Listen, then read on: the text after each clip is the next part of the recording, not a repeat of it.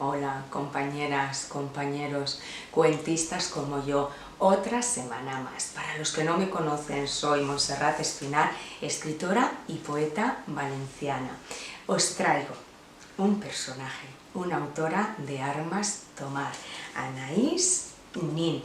Como os expliqué en las lecturas programadas para el mes de abril, iba a leer, entre otras, la obra de Anaïs Nin, Delta de Venus. Yo ya conocía a la autora, había leído algunas de sus obras, sin embargo me apetecía regresar a ella y bueno, hablar un poquito y comentar sobre esta mujer que significó mucho. Anaïs Nin nació el 21 de febrero de 1903 en una ciudad francesa, hija ya de artistas. Su padre Joaquín fue un compositor y pianista cubano y su madre fue una cantante de origen danés-francés. A los 11 años, cuando Anaïs tenía 11 años de edad, su padre las abandonó a ella, a su madre y a sus dos hermanos. Para Anaïs esto significó muchísimo, fue un trance en su vida y a partir de ahí hubo una inflexión. La madre con los hijos se marchó a vivir entonces a Estados Unidos. Cuando el padre abandonó a la madre y a los hijos, Anaïs le escribió una carta. Lo que no sabía en aquel entonces es que esa carta iba a formar parte de las más de 35.000 hojas que compondrían sus diarios. Bueno, a los 16 años Anaïs deja de estudiar para trabajar como bailadora en diferentes locales y luego se casa muy joven, no tendría a los 20 años aproximadamente, se casa en La Habana con su primer marido. Se marcha a vivir a París. La vida de Anaïs en su primer matrimonio fue una vida aburrida, se dedicó a escribir, que era lo que a ella le gustaba y le apasionaba.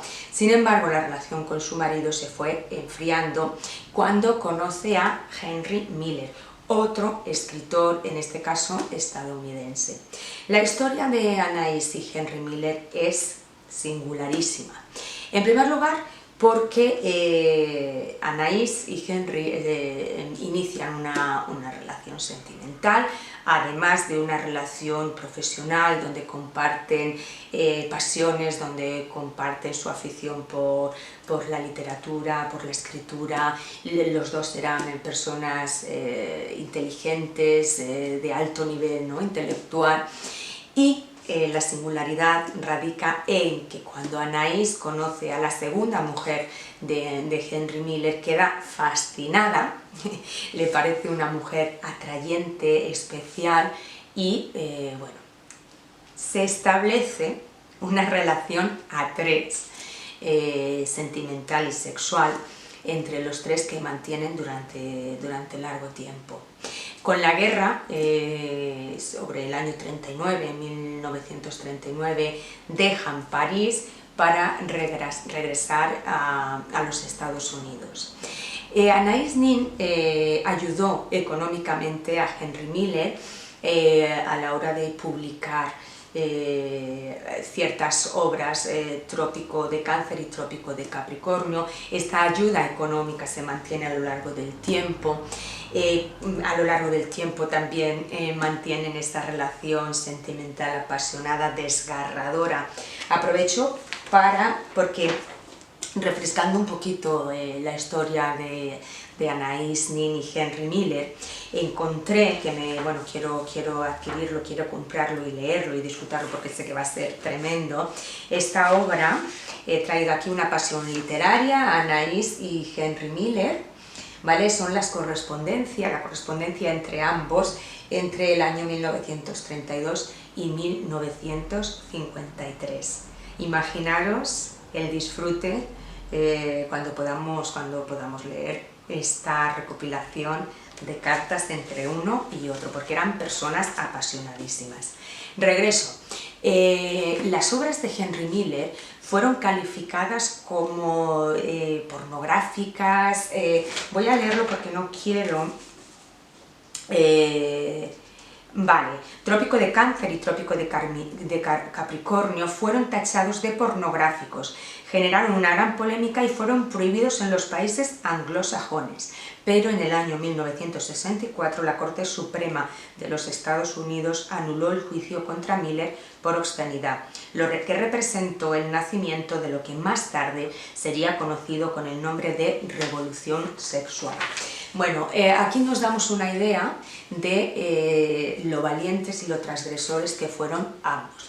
Si leemos un poquito la obra de cada uno, bueno, pues sí que son relatos eróticos y hay una diferencia latente entre uno y otro, porque el estilo de Henry Miller es un estilo mucho más brusco, más masculino, y el estilo de Anais Nin es un estilo como más poético, más insinuante, más femenino, en mi opinión bastante más agradable. Regresamos al momento en que ellos, por la guerra, regresan a Estados Unidos. Anais ayuda económicamente a Henry Miller. Ella también bueno, pues autopublica sus obras porque no había otra posibilidad en aquel momento. La situación económica empeora y bueno, ocurre este episodio que es muy significativo, y es que un señor, algún millonario de la época, le pide a Henry Miller que escriba cuentos pornográficos. Entonces a $1 el cuento. Henry Miller se lo propone también a Anais y acceden. Entonces pasan un periodo ganando algo de dinero a través de estos cuentos eróticos, pornográficos. Cada uno lo cataloga de una manera. Aquí, en esta obra Delta de Venus, nos encontramos con alguno de esos cuentos, de esos relatos, donde al principio de la obra, en el prólogo, ella explica la presión que ejercía ese señor para que fueran al grano, se dejaran de adornos y fueran a la pura sexualidad a la hora de escribir. Bien, la relación entre ambos continúa, sus altos, sus bajos, y Anais Nin, lo curioso y lo paradójico es que no conoce el éxito de sus obras inventadas, de sus novelas, que escribió varias, sino que se hace famosa por sus diarios, por la obra de su propia vida. Otro pasaje importantísimo en la vida de Anais Nin es que coincide cuando ella es una mujer, cuando ella es adulta, se reencuentra con su padre y ella confiesa en sus diarios que mantiene relaciones sexuales con su propio padre. Esto también viene recogido en la obra La casa del incesto. Voy a leer un fragmento de algo que ella manifiesta cuando confiesa que realmente se ha visto tentada por la seducción de su propio padre y que tuvo que sucumbir a ese deseo. Y dice así: sus brazos me rodearon, vacilé, me atormentaba un torbellino de sentimientos, deseaba su boca, pero tenía miedo, sentía que estaba por besar a un hermano, pero estaba tentada. Habría querido terminar mi diario sin la confesión de un amor prohibido. Por lo menos quería que mi amor incestuoso quedara sin escribir.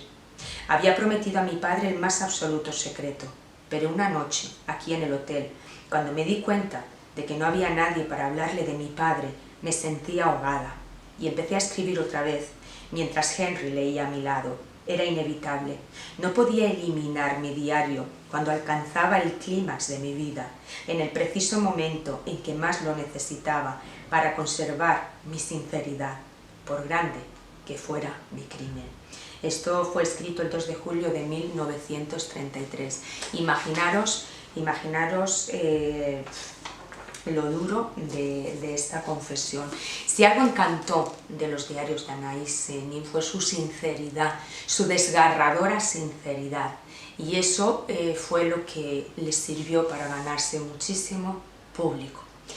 Bueno, y mi opinión sobre esta autora, bueno, en mi opinión hay un despertar gracias a Anais Nin con respecto a ese binomio mujer y sexualidad.